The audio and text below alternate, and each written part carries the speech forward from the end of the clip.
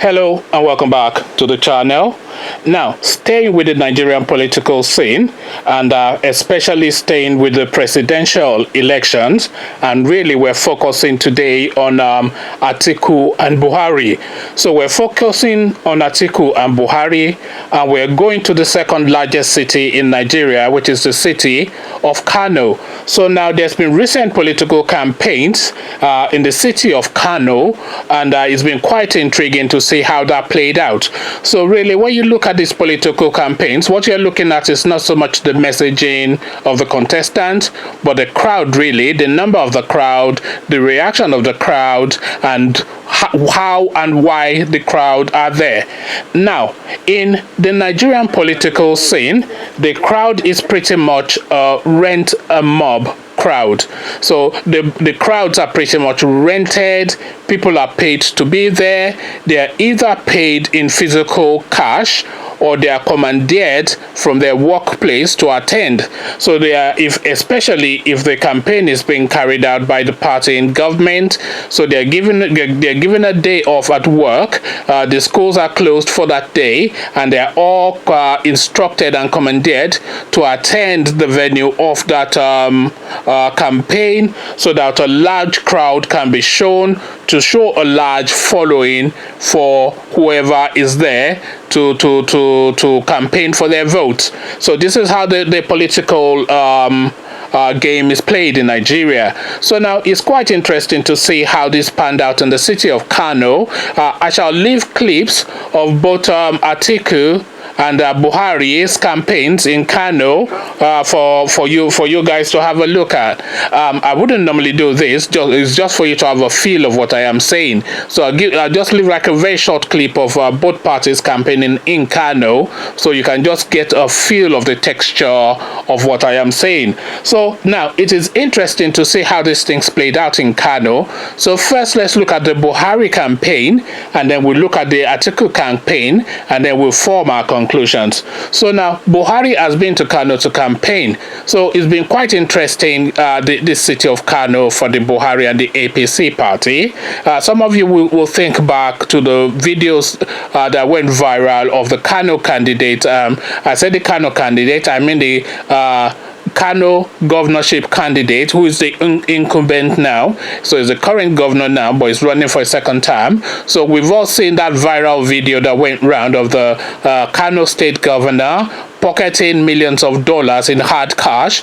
And when Buhari was challenged on this, or he was questioned rather on this during the NTA interview conducted by Kadira Ahmed, Buhari then hinted that it was probably technology that was used to make that video, and all was not as it might well have appeared on that video, even though we could physically see the guy being handed the dollars and the guy pocketing it with a big grin on his face. So he said during that interview that it was effectively Photoshop or audio editing or video editing that's been used to cobble that video together, and all might not appear as it seemed on that video, and that he's hoping that that matter will be resolved before he needed to go campaign in Kano.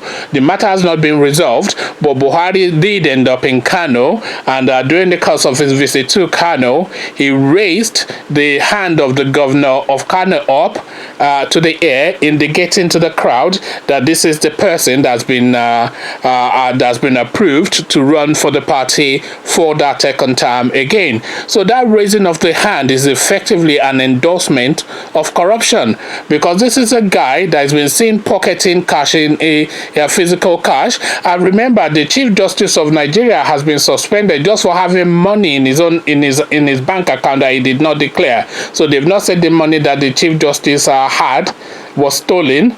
They've just said he had the money and is not declared it, and he has been suspended.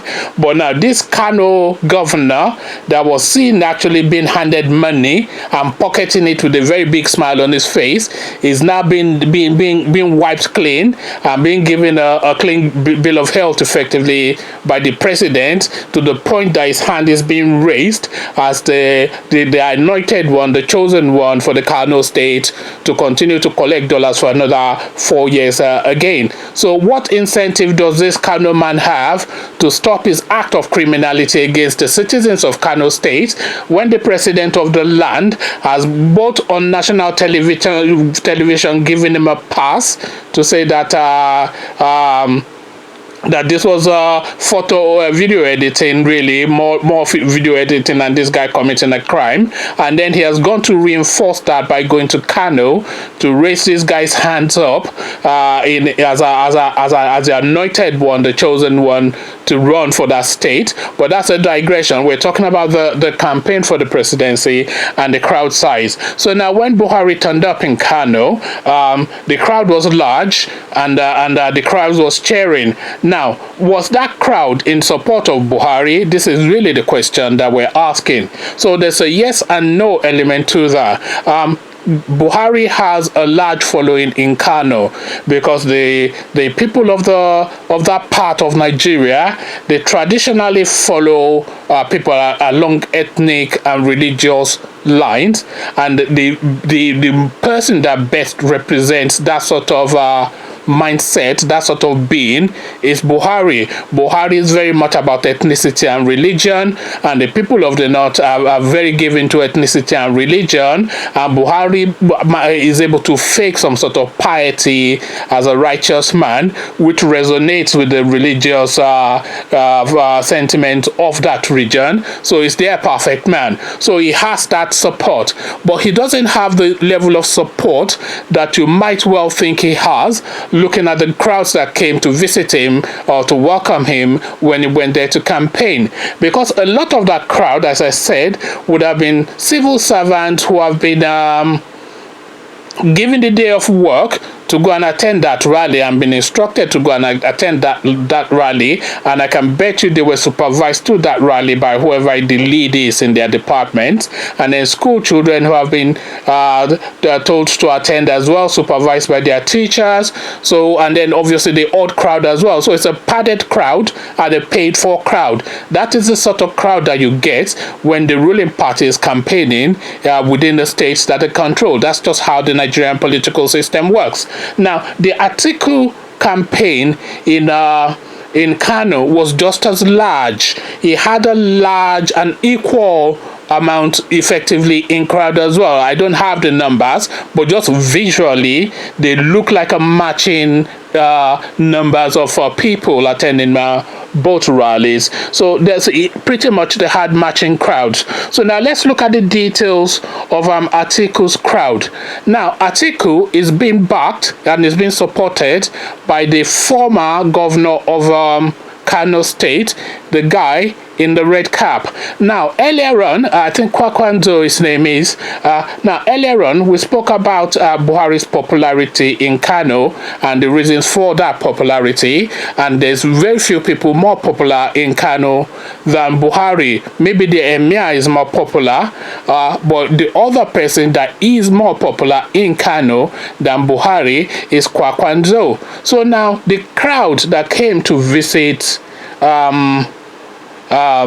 Atiku, that came to welcome Atiku, that came to participate in his rally, were effectively the Kwakwanzo crowd. So this is Kwakwanzo showing his influence in that state and showing the command and authority that he still has and the following that he still has. So now, when you look at the fact that Kwakwanzo is not actually in government, but is able to command that crowd, then you confer more legitimacy to that crowd because they are not effectively paid for. I mean, they could have been paid for, and I'm sure some of them would have been rallied in groups, but there would have not been enough of money to have paid for that level of people. So a lot of it will be more genuine following, and that genuine following is not so much for Atiku, and I'm sure some of them love Atiku as well, but primarily for that Kwakwanzo, who is a citizen, a native of that state, who is a well-loved candidate, who served 2 terms as governor, and who has left our fond memories in the hearts and minds